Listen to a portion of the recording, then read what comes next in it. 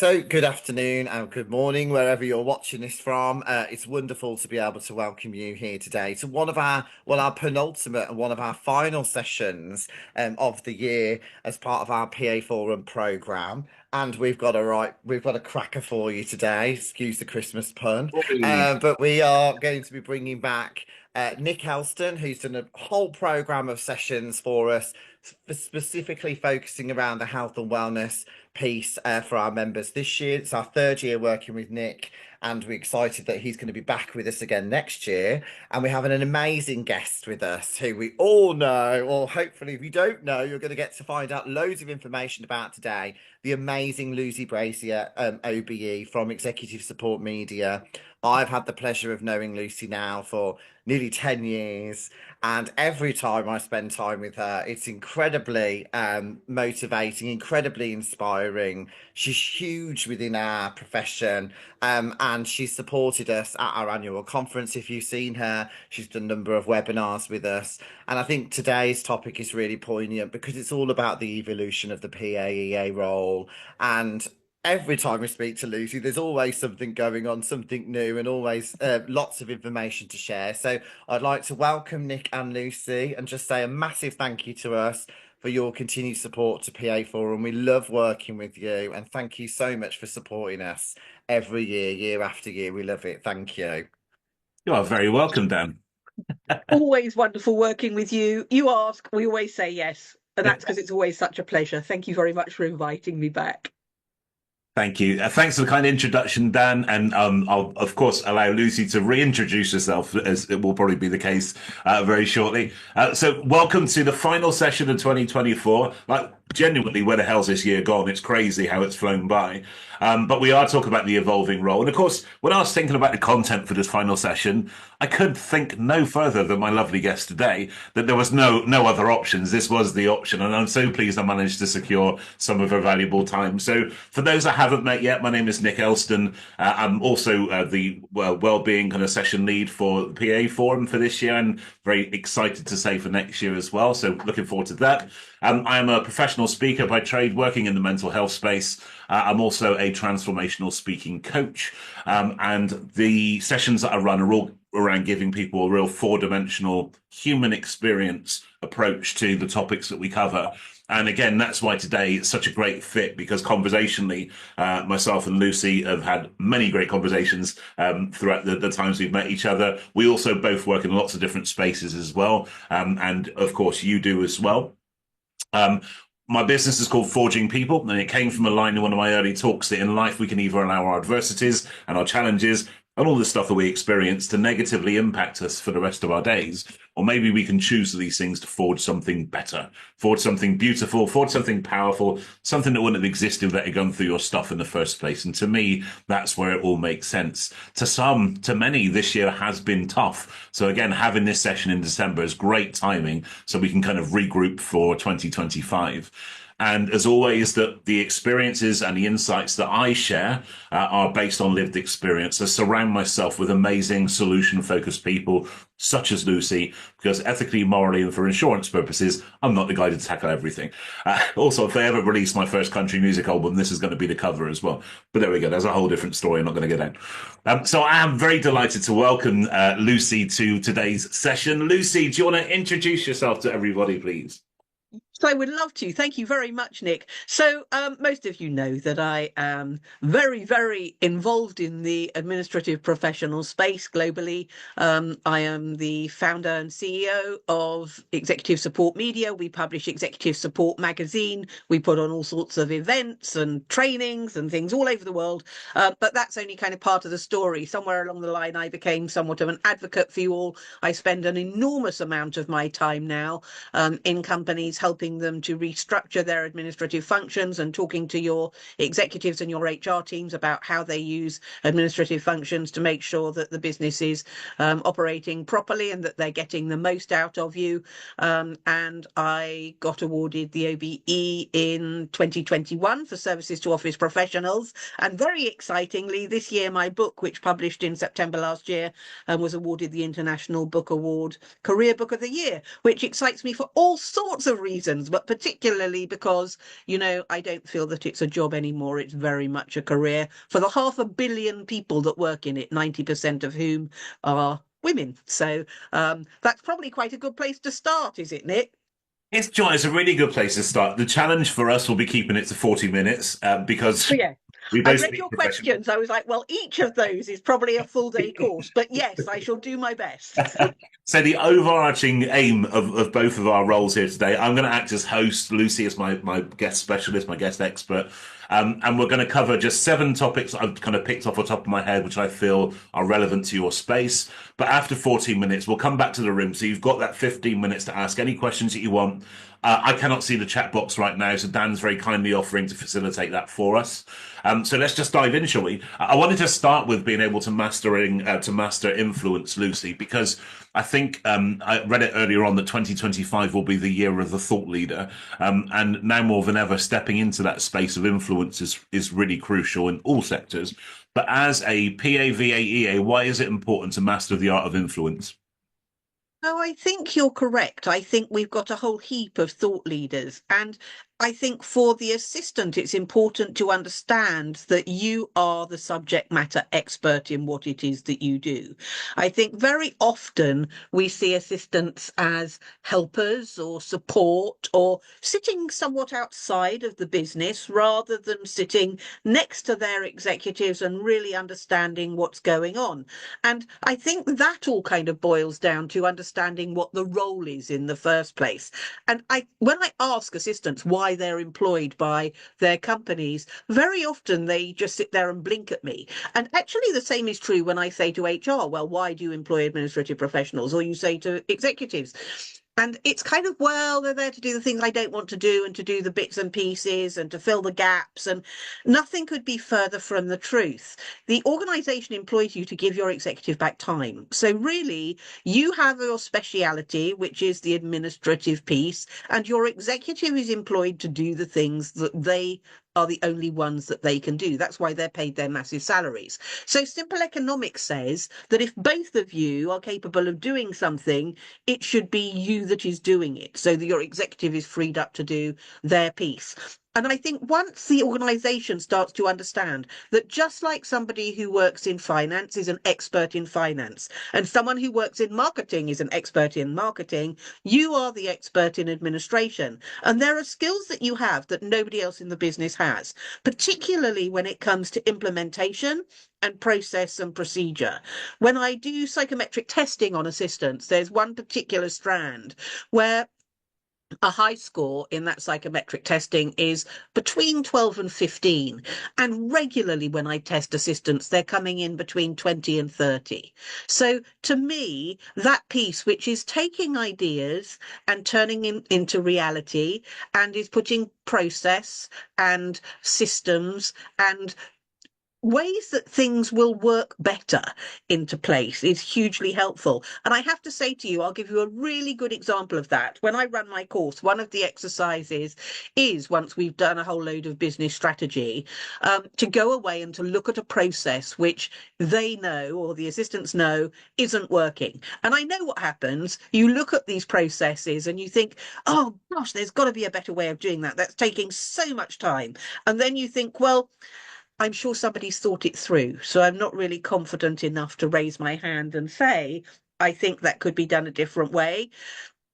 Nobody's thought it through. That's the secret I'm going to let you in. At least not for many, many, many years. So here's the time for you to raise your hand and say there's a different way of doing it. And when you do, it has enormous impact. There was a woman earlier on this year who, when we did that exercise, went away and came back and she said, okay, she was working with a company that part of the role was to manage buildings.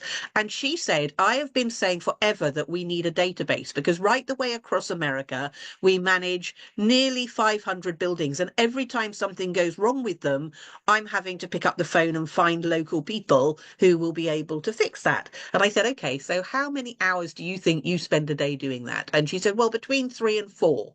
And I said, okay, 3, 4 hours a day wasted. How many people are doing this role? Nearly 2,000.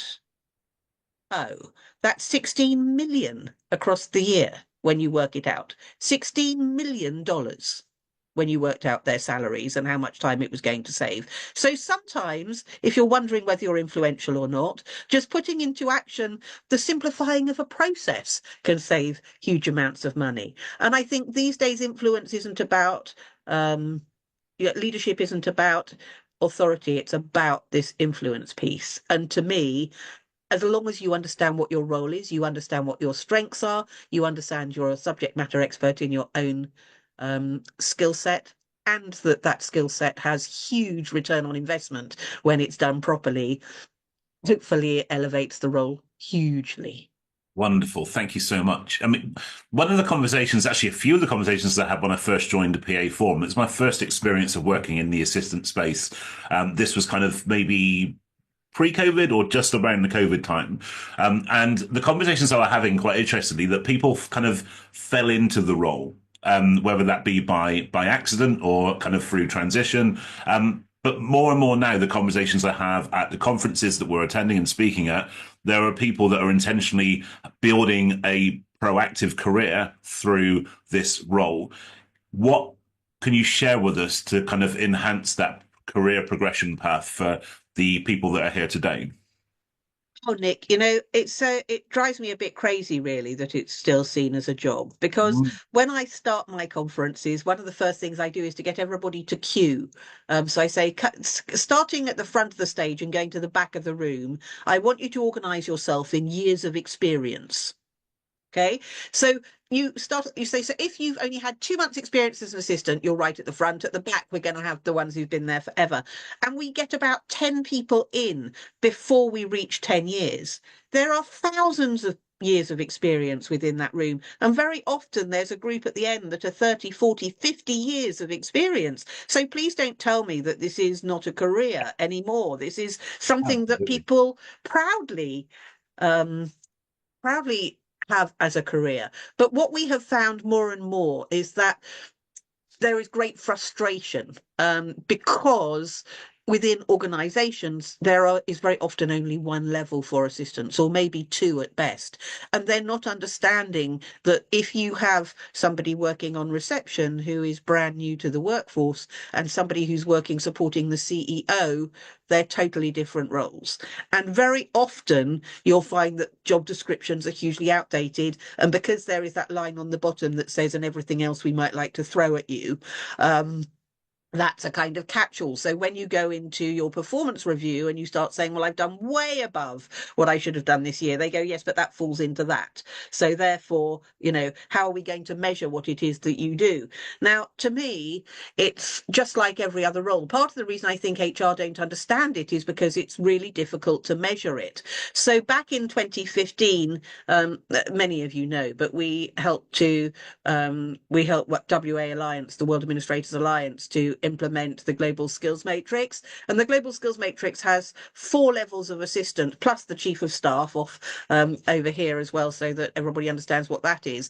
But really, we're working a lot with organisations to understand what each level looks like, and the skills and the competencies. So I've just finished doing the competencies that run alongside those skills, and the tasks that can be expected at each level. And suddenly organizations are looking, going, oh, because at the middle of it, it's about understanding performance. It's about seeing what excellence looks like, because everybody deserves to be able to see what excellence looks like and to aspire to that. And it also gives them the opportunity to measure, which means that they can improve. And so HR are loving this, but it is really a journey. We've got HBR following BlackRock, who implemented it nearly 12 months ago now, to see what that looks like. And hopefully we'll have a case study coming out of the back of that. But we've had over 12,000 downloads of that thing now, and I spend most of my year talking to companies, and some of the biggest companies in the world. And I love that in the beginning, when I was saying, who's heard of the Global Skills Matrix, a few hands would tentatively go up. These days, most of the audience goes up. So, it's a free download. I'm sure Dan will share the resource just in case anybody hasn't seen it. But the exciting thing is that next year, starting in January, we're going to be doing a new piece of research research, which is more about the level 4 and the chief of staff and the overlap between the two. Because I don't know whether you've seen, there's a new piece of research from LinkedIn, and in it, it's saying that the average assistant is doing 30% more strategic work within the last 3 years. And the Global Skills Matrix came out 3 years ago. So I'm very keen that we revisit it and we make sure that our thinking is absolutely correct, because I think the role has shifted slightly. And what I'm seeing, which is slightly aggravating me really, is a whole load of courses springing up where they're saying, oh, spend 3 days with us and you can get certified as a chief of staff, which clearly is nonsense. But what that's doing is devaluing the chief of staff role as it is. And it's also meaning that a level 4 assistant will no longer exist, which is the very strategic, very high powered assistant. So then it limits the career progression for assistants that want to stay in that lane. So I'm wanting to be very clear from the beginning of next year on what the difference is between the two, and to make sure that we've got the research to back that up. So lots coming, but it's exciting because I think companies are finally seeing that really there shouldn't be a glass ceiling or even a cement ceiling in some cases for assistants. Really, there should be a career progression just like everybody else, and that's exciting. Yeah, absolutely. And I've seen you speak about the global skills matrix, and even to me as an outsider, it was so impressive. And I think it tapped into that kind of, certainly during COVID and following those years, there seems to be societally a decline in our aspiration to be able to set goals the way that we used to kind of see a pathway forward the way that we used to. We kind of been forced back into survival mode. So actually amazing things like this can actually give people that kind of, especially at the end of a year into a new year, gives people that kind of sense of aspiration and progression again, where actually that kind of died up societally from the conversations I had anyway. Totally. And I think for assistants this year, 2025 is probably the most important year to be going and setting goals if you've never done it before.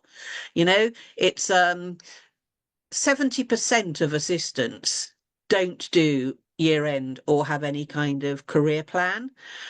And really, I feel that moving into 2025, every business is looking at what the return on investment is from every member of staff. And for the first time, they're including the administrative professionals. And really having those clear goals and KPIs means that everybody is clear on what you are achieving and whether you manage to do that or not, what your aspirations are, where you're heading. You know, we very often say, what are you wanting to do in the next 5, 10 years? And assistants go, well, I'm doing what I'm doing. I say, yeah, but if you don't know where you're heading or where you want to get to, how are you ever going to get there? You kind of need a map. So to sit and work out what your goals and KPIs are huge. And I wrote an article on that on LinkedIn quite recently, if you want to go and have a look. And there are also some links there, which you can follow if you're needing to set your own goals for 2025. There are some great articles there from Marie Herman and Julie Perrine on how you go about doing that, because I know that's a huge thing for assistants too. They say, well, where do I start? Absolutely. I mean, we've wandered into the roles quite seamlessly. You'd imagine we do this professionally, right? Quite seamlessly gone into the world of strategy and strategic thinking. I'm thinking more so from the point of, as you've mentioned, the role of the assistant is not just a doer in that sense, that strategic input can increase your value and visibility and credibility. How does one go about that within an organization? Really important to understand that assistants are very definitely doers. I mean, and that is core to the role. But being a strategic assistant is not necessarily getting into writing strategy. I Yeah. think being a strategic assistant is twofold. Firstly, it's understanding the business well enough to be able to think ahead and to understand what the goals of the organization and of your executive are. And secondly, it's managing your executive strategically. So not just waiting to be told what to do, but seeing round corners and anticipating and really understanding what it is that they are needing to achieve so that you can help them to do that. But to me, I think strategic thinking is, oh goodness, it's becoming so core to the role. If you look at the way we're moving forwards, and I know that many of you are concerned about AI, and really AI is not going to be a problem. AI is going to just make your job even more supersonic, if that's possible. I think it's important to understand that the role is moving far more into that proactive, understanding goals, understanding KPIs, and supporting at that highest level. And Anne Hyatt, who is the former EA to Jeff Bezos and who went on to be chief of staff at Google, she and I run courses a lot. And she said something quite interesting recently where she said to me, every business is in a state of disruption right now. Every business, because of the technology. And if you're not going to be the disruptor, you're going to be the disrupted.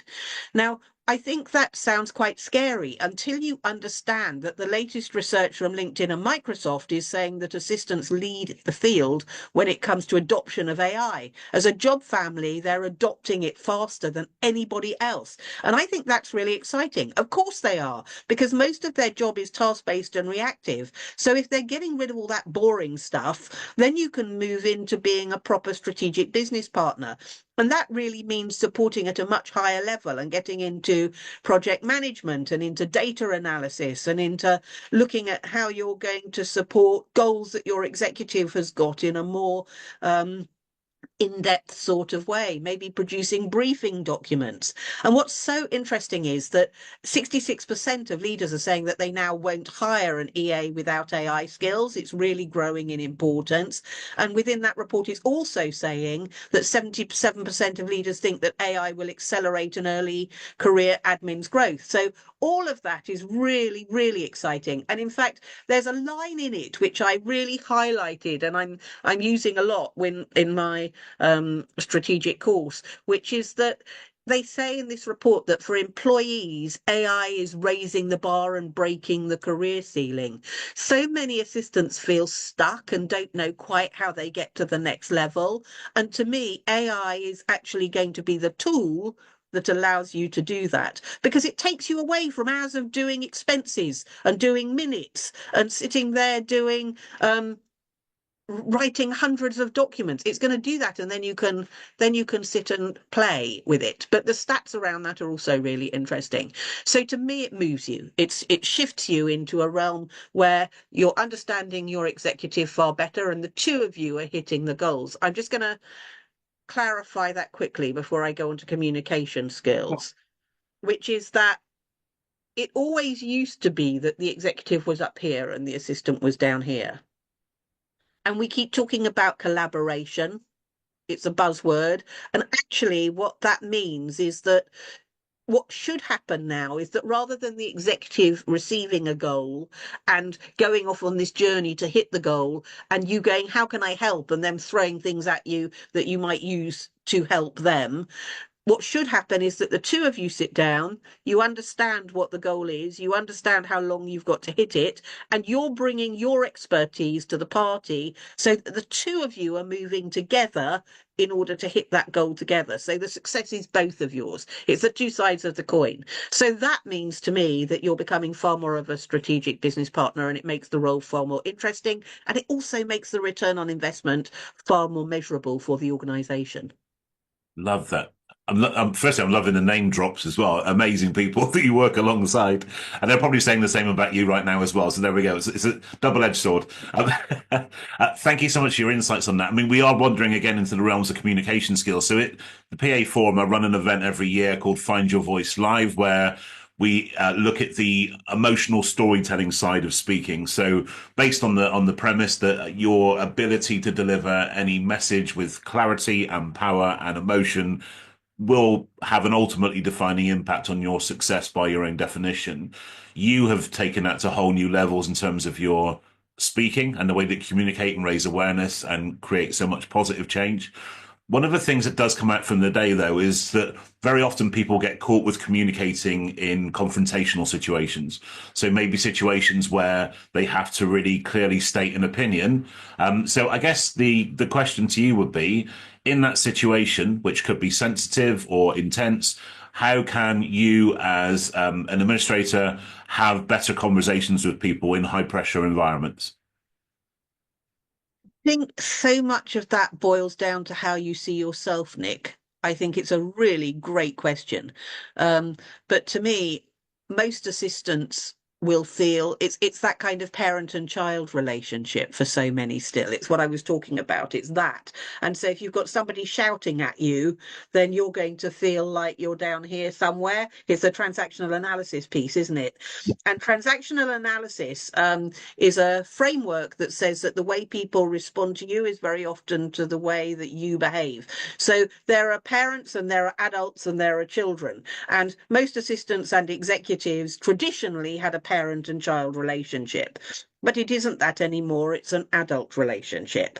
And so if you've got somebody shouting at you, that's about them. That isn't about you. And it's being confident enough and growing your confidence enough to know that what you are saying is valuable and correct. And to take a deep breath. I have been known, I have to say to people, thank you for that. I'm going to go now. When you've calmed down, we'll sit down and have a conversation. I like that. I think it's I think it's very I think keeping calm is one of our superpowers. Mm. If we're not feeling intimidated, and if we are feeling intimidated, it's understanding the reasoning behind that and working on that, probably. But yeah, it's hard, isn't it, when the role is changing so fast. But for so many executives, they're still seeing it as you belong to them or you're employed by them. I need to remind you, you're employed by the business, not by your executive. Yeah. And you're employed for a very specific reason, and that isn't to be shouted at or to have things thrown at you. I've heard Wow. stories of assistants having things physically thrown at them in the past. Shocking, Wow. That is shocking. shocking, absolutely. I mean, not necessarily throwings out of order generally, but that whole kind of ethos. And I'm so pleased to what you explain that kind of structure and the partnership and being an employee of the company. Is that a kind of a generational hand-me-down from like traditional bastions of old business in that sense? How we used to view the role of the administrative professional? Think it's such a big topic. And I think it used to be a male role. And very much the secretary was the keeper of secrets and worked in partnership and was a very valuable role. And it was World War II when the women took over from the men, and it was seen sadly very much as women's work. And we see traditionally that when you look at women's work, they're not paid as well, they're not valued as well, and it's becoming more and more professionalized, and I'm really excited about that. But with that has to come the assistants seeing themselves in a different way. Very often assistants say to me, I want to be treated like a core part of the business. I want people to see me like they see everybody else and to see my skills as equally valuable and everything else. And I say, well, yes, okay, but A, do you really think about yourself that way? And are you presenting yourself that way? Because that's a huge step. And B, are you willing to do the work? Because that really does take work. You have to go and do some work on understanding your business, understanding your executive, understanding the goals, understanding how they communicate. It's a lot of work to do to get up to speed. And some Yeah. assistants want to do that. And some, if they're absolutely honest, really don't, but still like to be part of the movement. So I think now, though, it's becoming critical. And the reason it's becoming critical is because those roles on the global skills matrix that are 1 and 2, which are the transactional, reactive roles of old, where you're told what to do and you go and do it, will go. And they'll go because if you can do something twice in the same way, it can be automated. And so AI is going to take them. And it's no good anymore going, well, I'd like to see somebody rearrange the calendar in 10 minutes and know everybody's preferences. There's machine learning, and it does learn, and it does do it very quickly. So, I think for us, it's the human skills that we're going to really need to get involved with. And if you are looking at any of the press, or you're looking at the World Economic Forum Future of Jobs report, and you're seeing what they're saying are the skills of the future, it's all around critical thinking and complex problem solving and negotiation and service orientation and detail and, kindness and love and all the things that businesses need to make people feel important. These are the skills of the future. And so these are things that assistants have in abundance. So understanding the value that you bring to the table, I think, is hugely important. Absolutely. I think it's a good old-fashioned call for compassion. I think Yes, for sure. I'm intrigued on a personal note. Amuse me. Tell me briefly about your first public speaking experience. Oh gosh. Ugh. Well, no, I mean, I spoke in meetings a lot. So I've worked in publishing since I was 18. Yeah. Actually, probably my first public speaking experience was reading at church. I read in church since I was about 8 years old. So I did a lot of that. And actually I trained as a preacher, as a Methodist preacher later on. Oh, wow. So that kind of comes from that. But my first business public speaking experience in front of lots of people, I launched a local business awards, which was in where did it launch? Richmond upon Thames. And I stood up in front of 600 people, and I had a lectern in front of me and quite a short dress on. And I was very pleased I had the lectern in front of me because my knees were physically knocking together. And I am now, however many years on, and, oh, it was terrible, Nick. I had a speech written out and I was looking down and I was looking up and I was looking down and I was losing my place. And oh God, it was horrible. It just awful.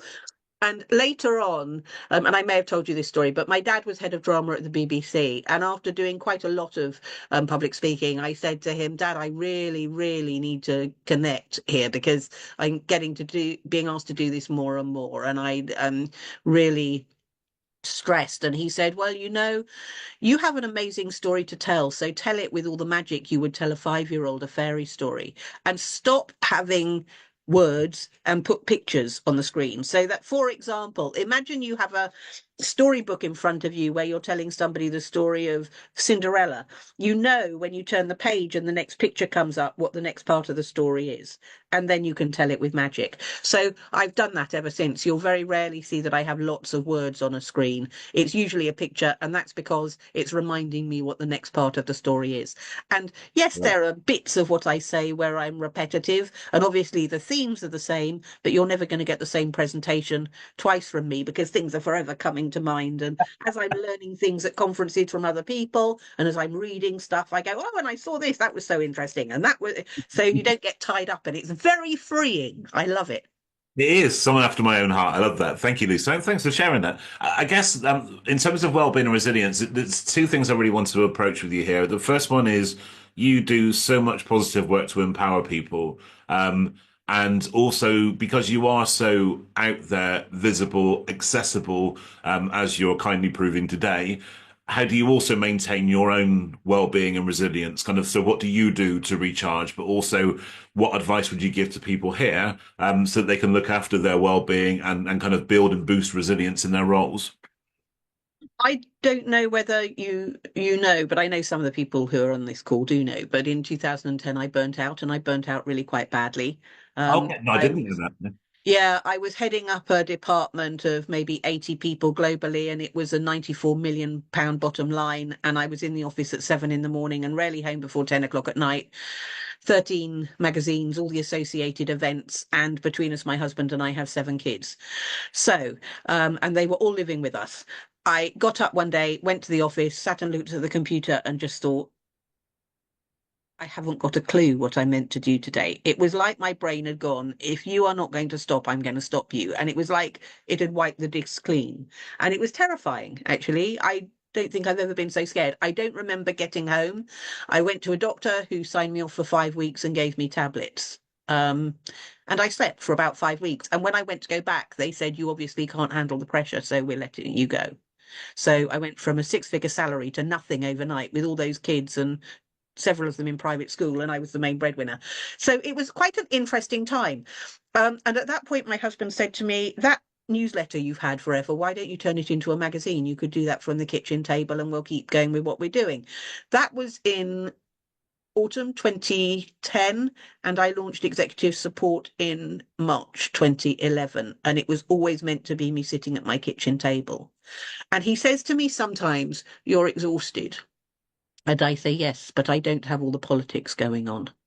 And I recognize it. So because I'm my own boss, if I need to, I can have a morning in bed and sleep. Or at weekends, if I'm past it, I will go and see something beautiful. I walk and walk and walk. My office is 35 minutes from my home and it's straight down the seafront. And there's a reason for that. It's because I want to see something beautiful in the morning on the way to work.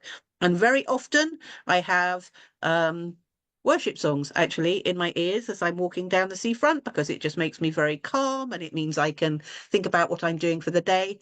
I believe my energy is a mission. I really, I pray a lot. And really, it's about food, it's about sleep, it's about faith, and it's about exercise. And I hate exercise with a passion, but I need it, you know? There's a reason why people who are top CEOs go to the gym every day, and it has as much to do with mental health as it does to do with physical health. So I think I just have a barometer. To start with, I got very scared. Every time I had an off day, I'd think, oh, here we go again. It's going to go horribly wrong. But 15 years on, it's just, I think part of what makes me good on stage, because I do have empathy and I do understand when people are having a rough time. And I know that's the same for you, Nick, very much so, and you, Dan, actually. Yeah, absolutely. And thank you for sharing that as well. Truly appreciate that. Amazing candor. Okay, we're going to talk about one more thing before we come back to the room, because I think we have mentioned kind of AI throughout this session in a few different ways. So we will skip that. But the one I do want to mention before we go back to the ring for any questions is around collaboration and networking, the importance of having a network. And of course, you are speaking to the converted here in terms of the forum and everything else. However, how important is it to have networks and to collaborate and to, I guess, avoid seeing people as competition? Because sometimes that can be the biggest mindset to overcome, is when we see everybody as competition, we kind of see pound signs walking around, not potential collaborators. You know, I really always feel that when we're focused on the mission, the money comes. I have one of our mission statements is the money is in the conversation. Um, and very much my team know that, yes, of course, we broadcast marketing on occasion, but actually talking to people is what I'm interested in. And that we've actually got three, and they tie into this very nicely. The second one is one profession, one voice. And that is because when I first started, there were pockets of people doing amazing things across the world, but none of them were talking to each other. And I figured that if we connected them all, it would make it far more powerful and that we would get stuff done far quicker. So my team know that where we can, we should be connecting people who we think are going to be useful to each other. And Dan will know because very often he'll see people and go, they're amazing. Can you introduce me? And of course, I always introduce him. It's absolutely, you know, I'm always very happy to do that. And vice versa, actually, these days, he finds people that I go, they're amazing. So we share, you know. But the third one is changing lives one person at a time. And my team's very clear that every person we talk to should be feeling like we're the only person that we talk to today. So for me, at the heart of what we're doing is very much about building a network with people, sharing information. And I've watched over my career, which is now getting really quite long in the tooth. I think I started in business in 1987. Um, and it's a lesson that you learn as you go that really nobody knows enough to be able to do it on their own. You're only going to be able to do it by finding the people who are better than you at doing certain things and working with them to achieve it, especially if you're on the kind of global mission that I am. And I've also watched the organizations that tend to do this and keep everything to themselves and say, you know, and they disappear quite quickly because you can't work like that, particularly if you're in a profession like ours that needs transforming so desperately. Really, you need as many people on your side as possible. And the ones that flourish are the ones that say, of course, whatever it is you need, just come and that's one of my favorite phrases. People write and say, can you help me? And I say, whatever it is you need, because that's going to serve all of us, isn't it, in the end? Absolutely. Love that. Thank you so much. So we will come back to the room now for any questions. Any parting wisdom from you, Lucy, before we end the recording part of the session? Parting wisdom. I think 2025 is going to be your year, but it's going to be your year if you understand that you need to really start thinking about this role in terms of being a strategic business partner and rather than helping. And that means starting off the year by asking your executive what their goals and KPIs are. What are your goals and KPI, key performance indicators and OKRs? Can't remember what OKR stands for, but I do know that KPIs and OKRs are very similar. It's just that KPIs are the things that are based on things your business is doing already, and OKRs is based on what your business is wanting to do in the future. And they've separated the two because they were setting them all as KPIs and then people weren't hitting them because some of the future stuff didn't happen because of things that weren't necessarily down to that person. Thank you so much, Emma Williams, objectives and key results. I was just having a senior moment there and couldn't remember for a second. So yes, one is based on things that are happening now, one is based on things that are happening in the future. But if you know what they are from your executive, then you know how to help them to get there. And if you're doing that, then you're always going to be a hero. So what are the goals? What are the KPIs and OKRs? What are they trying to achieve? And what does success look like for them this year?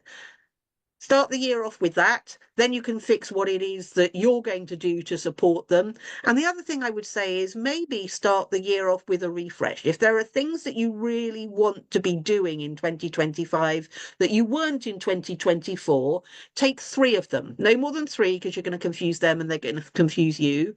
Go into that meeting at the beginning of the year and say, here are some additional responsibilities I'd like to take on. Not more work, just working differently. Okay, here are some things I'd like to change for 2025. And once you've done that, then you just have to deliver those 3 things, because when you deliver them immaculately, you're going to build trust, and then they're going to allow you to shift it a little bit more. So you can take on maybe another 3 things. That's how you change the role, 3 things at a time, piece by piece, do it immaculately, build the trust, then you can go back and ask to do something else in a slightly different way. Wonderful. Love that, Lucy. Thank you so much. And a big thank you to Lucy for joining me here today. We're going to come back to the live room for any questions now. But as always, if you have any questions for myself or my guest, Lucy, today, I'll give you a place to reach us in a second. But big round of applause for Lucy. Woo! Yeah, so Thank you. Thank you so much, everyone. For those of you watching the recording back, we're just going to stop that now just so we can take some questions. But thanks so much for watching. Thank And you if so you much do have any Lucy and questions, Nick. oh, sorry. If you do have any questions, it's nick@nickelston.com. I'm on LinkedIn and also have the podcast. And that's me. So big thank you to Dan and for the forum for allowing me to be the host for these sessions for this year. And I look forward to coming back to you in January. Amazing.